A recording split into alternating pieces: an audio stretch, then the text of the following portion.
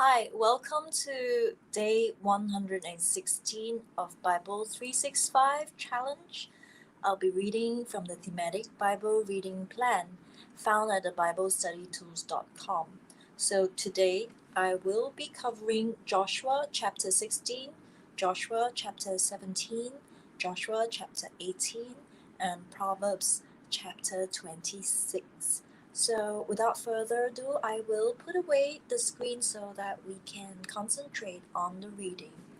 Joshua chapter 16, allotment for Ephraim and Manasseh. Verse 1. The allotment for Joseph began at the Jordan, east of the springs of Jericho, and went up from there through the desert into the hill country of Bethel. It went on from Bethel, that is Luz, crossed over to the territory of the Archites in Ataroth, descended westward to the territory of the Japhletites, as far as the region of Lower Beth Horon, and on the Gezer, ending at the Mediterranean Sea. So Manasseh and Ephraim, the descendants of Joseph, received their inheritance. This was the territory of Ephraim according to its clans. The boundary of their inheritance went from Ataroth Adar in the east to Upper Beth Horon and continued to the Mediterranean Sea.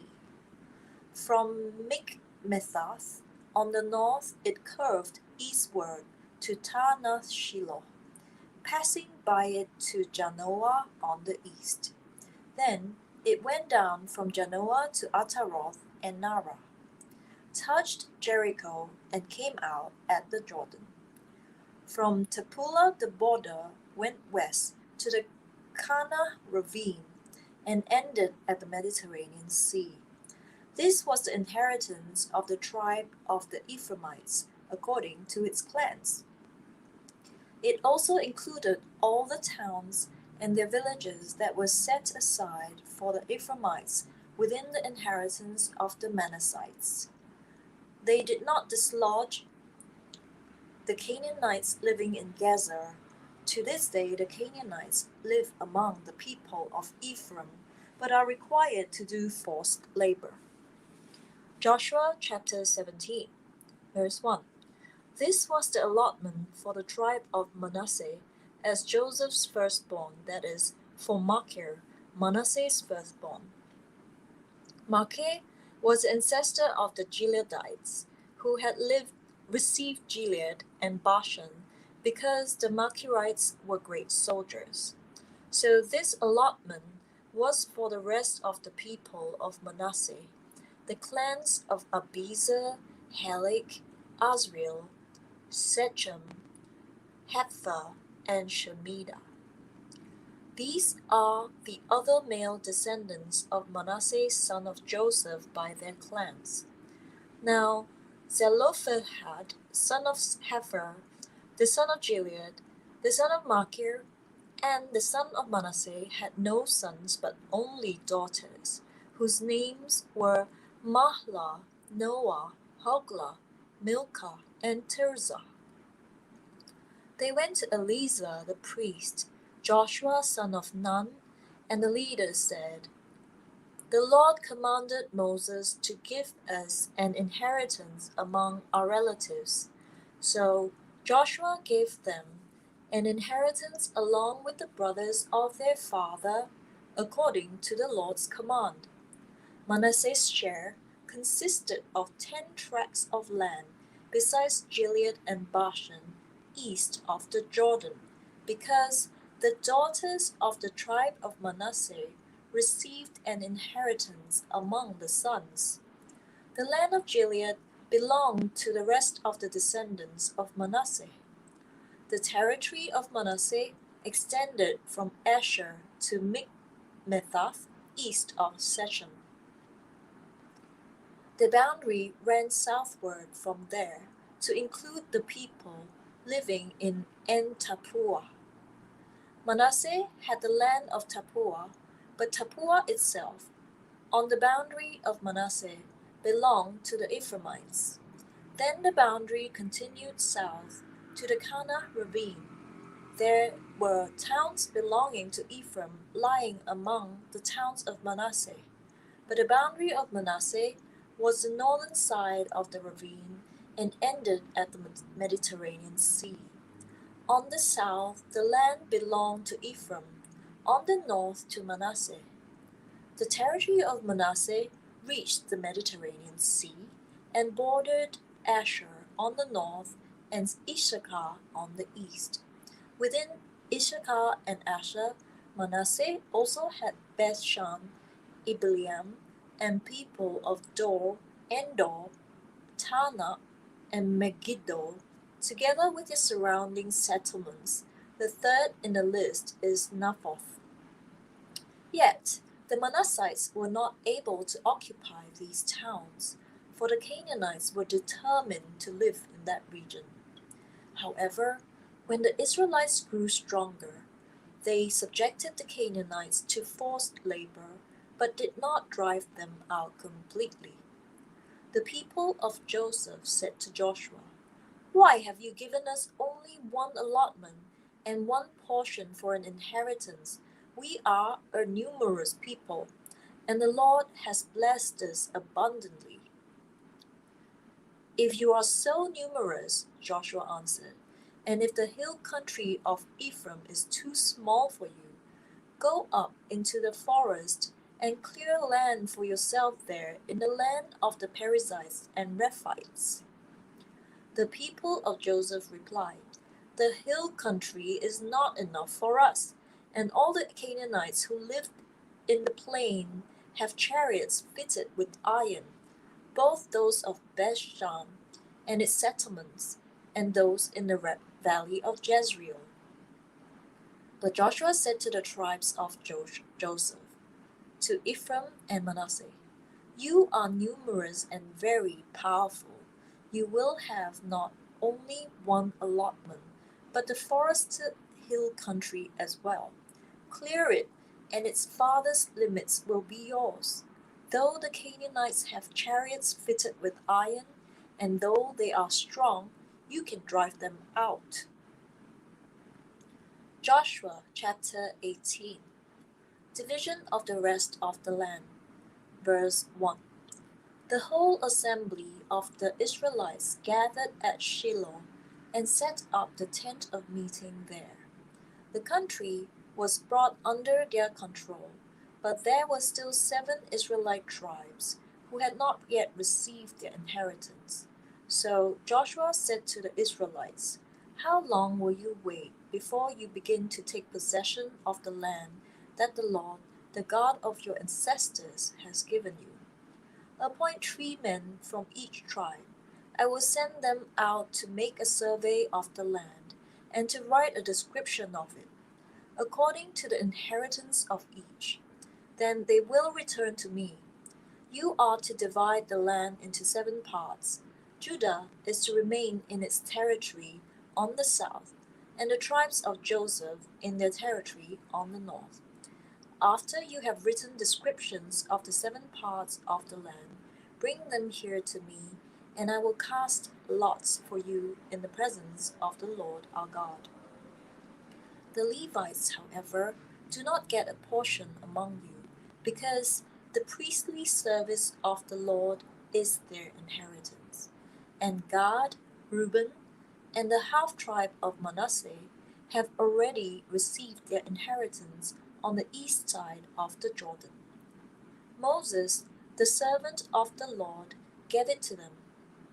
As the men started on their way to map out the land, Joshua instructed them, "Go and make a survey of the land and write a description of it.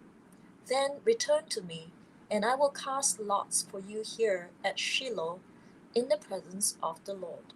So the men left and went through the land. They wrote its description on a scroll, town by town, in 7 parts, and returned to Joshua in the camp at Shiloh. Joshua then cast lots for them in Shiloh in the presence of the Lord, and there he distributed the land to the Israelites according to their tribal divisions. Allotment for Benjamin. Verse 11. The first lot came up for the tribe of Benjamin, according to its clans. Their allotted territory lay between the tribes of Judah and Joseph. On the north side, their boundary began at the Jordan, past the northern slope of Jericho, and headed west into the hill country, coming out at the wilderness of Beth Aven. From there, it crossed to the south slope of Luz, that is Bethel, and went down to Ataroth Adar in the hill south of Lower Beth Horon. From the hill facing Beth Horon, on the south the boundary turned south along the western side and came out at Kiriath Baal, that is Kiriath Jearim, a town of the people of Judah. This was the western side. The southern side began at the outskirts of Kiriath Jearim on the west. The boundary came out at the spring of the waters of Nephtoah. The boundary went down to the foot of the hill facing the valley of Ben Hinnom, north of the valley of Rephaim.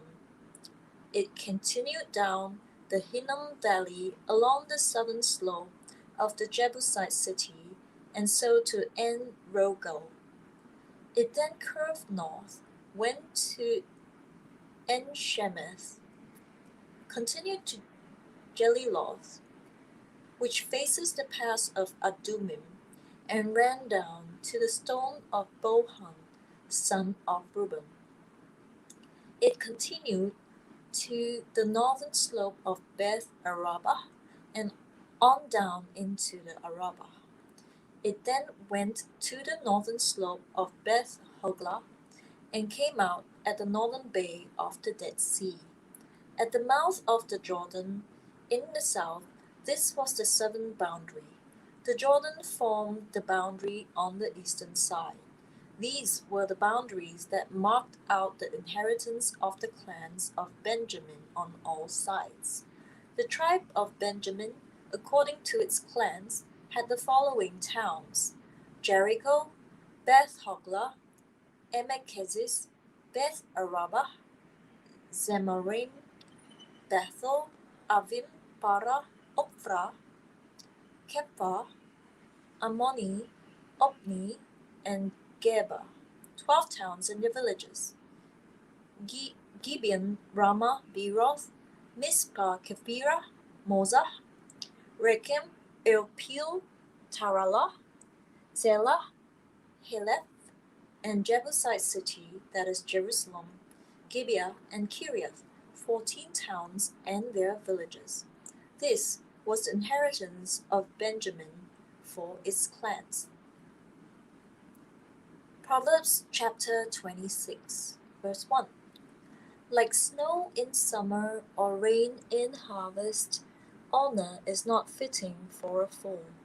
Like a fluttering sparrow or darting swallow, an undeserved curse does not come to rest. A whip for the horse, a bridle for the donkey, and a rod for the back of fools. Do not answer a fool according to his folly, or you yourself will be just like him. Answer a fool according to his folly, or he will be wise in his own eyes. Sending a message by the hands of a fool is like cutting off one's feet or drinking poison. Like the useless legs of one who is lame is a proverb in the mouth of a fool.